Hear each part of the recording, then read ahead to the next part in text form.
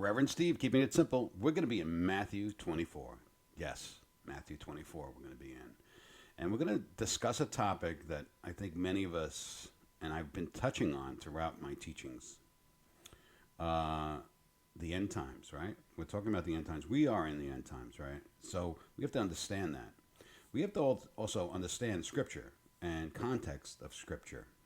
And as we read it, we have to understand that the Scriptures that we're talking about and we're studying and looking into, many of the things that we're talking about have been fulfilled already.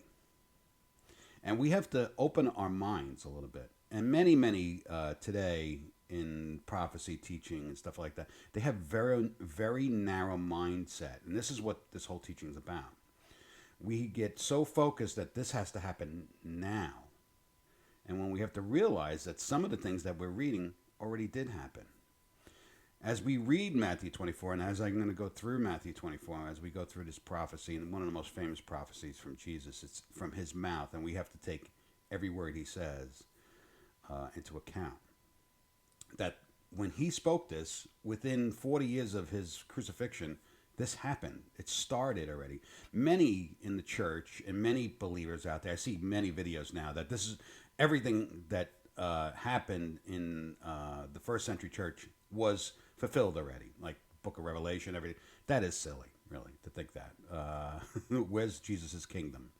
And where's he reigning on his throne? That it's just silly to think about that. I'm going to be straight up. And if you believe that, you're not really studying the Scriptures. You have just a mindset. And your mindset has warped you.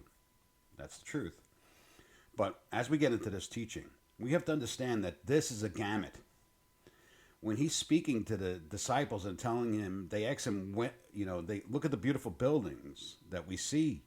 And he says, every stone you see here is going to be tossed down. Every stone.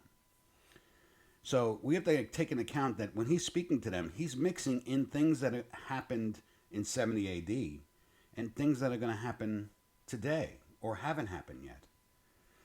And he describes them as birth pains. And that's the first step to understanding this, is we have to open up our mindset that it's not just in a lifetime. And I've said this in many teachings.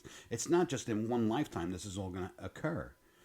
It's in a gamut, 2,000-year gamut. So that's how we have to open our eyes and read Scripture and take that into account when we're reading. It's not just to fulfill my desire and my mindset. So I hope that lays a good foundation for what's next. God bless. Bye-bye.